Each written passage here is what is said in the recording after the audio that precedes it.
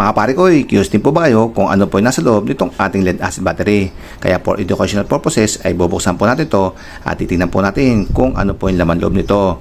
Pero paalala po na wag niyo po itong gagayahin dahil napakadelikado. Meron po itong asido na nakakalusaw po ng ating balat at posibleng may charge pa po to at maaari po itong sumabog. Kaya do not try this at home. Una po siguraduhin natin na wala na pong charge itong ating baterya. Although matagal na po ito naka-stock, pero mas maganda po is sure tayo. Ito po, nakasuot na po ako ng gloves at goggles dahil tatanggalin ko na po itong tubig ng baterya or battery solution. Gamit po itong maliit na screwdriver ay susubitin po natin itong cover. At sa mga cover naman, ito. Meron po dito tayong another rubber cover. So tatanggalin po natin yan isa-isa. At pag natanggal na po natin ay saka po natin siya ititiwarik dito sa ating lalagyan.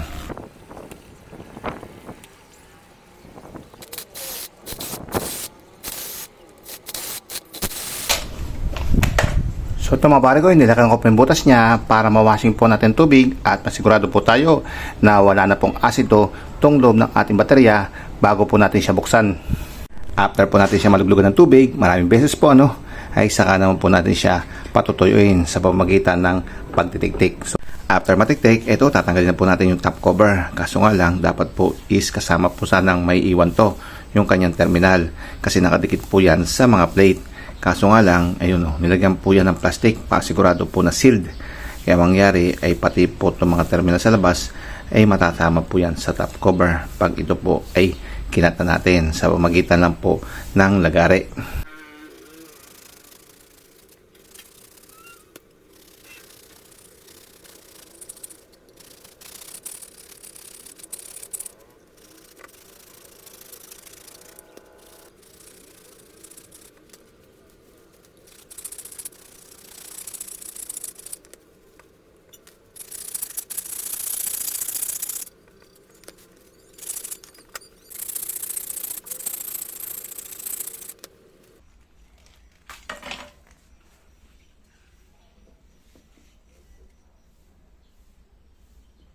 After po natin babuksan sa ibabaw, ito po yung parts ng ating baterya. Unang-una po dyan ay yung kanyang casing. Then sa casing po, meron po siya mga divider. Then sa loob po ng divider, naandun po yung ating mga lead plate, yung positive at negative electrodes. At kasama niya rin po dyan yung ating battery solution.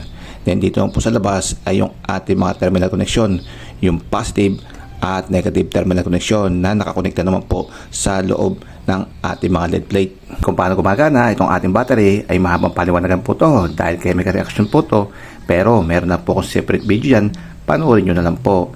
Pero kung gusto nyo po mabilis, ito lang po yung ating paliwanag. Kung ating battery ay may tatlong parts po ito na kailangan upang gumana po siya. Unang-una po dyan ay ang battery solution. Pangalawa po is ang positive lead plate. Then pangatlo is negative lead plate.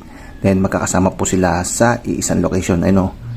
Kaya dyan po magkakaroon ng chemical reaction at magkakaroon po tayo ng kuryente. So yung mga pare ko, very simple lamang. Pero kung gusto nyo po ng malalim na paliwanag, ay panoorin nyo po itong ating video. So naman ay tanggalin po natin itong ating lead plate, positive and negative electrodes. At saka pala mga pare ko, ito po yung mga connector ng ating lead plate. Ito rin po yan. Ayan, sa pagtatanggal po is kailangan po natin ng long nose at iangat lang po natin yan.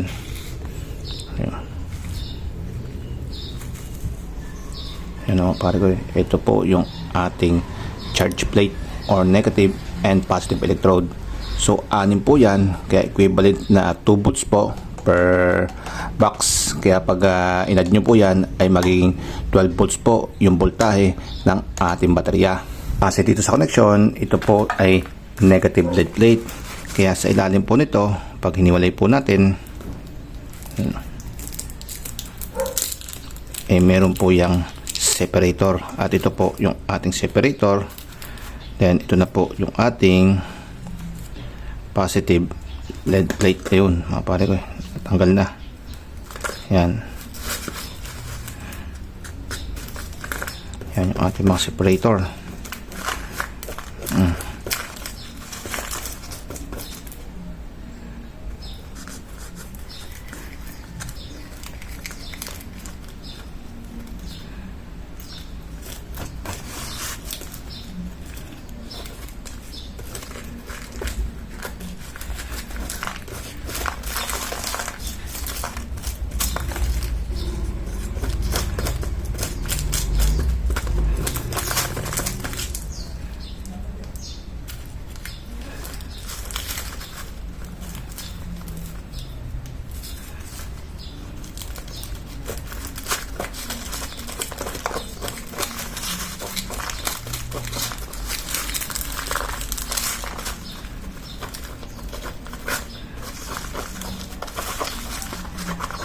mga pare ko, ito po yung ating negative lead plate.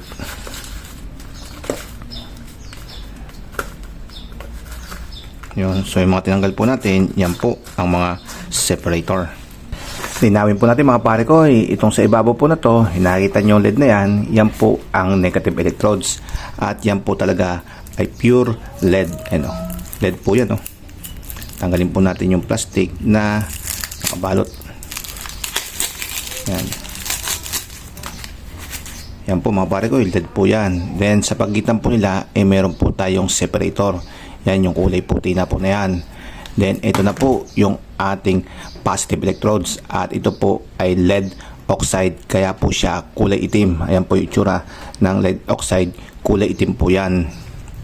Then meron din po yung separator. Ayan kulay itim po. Lead oxide po yan mga pare ko ya. Then another is separator. At susunod na po dyan yung another negative electrodes. At ito nga ulit po ay pure LED. So meron po ulit yan na separator.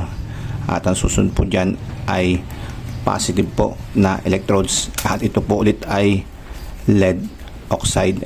So hindi po siya literally po nadudurog po yan. So mga pare ganun, malinaw po no. So ganun lang po yan. Salit-salit lang po yung positive at negative electrodes. Ito po yung mga connector ng ating negative electrodes. Yung kanyang lead plate to. Then sa positive electrodes naman, yung ating lead oxide, ito naman po yung kanyang connector. So nasa singit lamang po siya. Siningit lang po siya at dinikit sa ating positive electrodes o lead oxide. O ayan mga pare ko, medyo makalat pero okay lang po yan basta sa educational purposes. At yung susunod po natin titingnan yung loob ay itong ating OD gel type battery. Kaya abang-abang na lang po sa ating next video. Itong ating baterya, kasama po yung mga pinagtatanggal natin dito, ay dadalhin ko po to sa authorized Motolite dealer. At sila naman po ay magdadala sa mga authorized facility na kung saan ay meron pong proper disposal. So wag na wag nyo po itatapon to sa basurahan o kaya naman po kung saan nyo po lalagay lang dahil ito po ay meron lead at yung lead po is toxic sa tao at sa environment.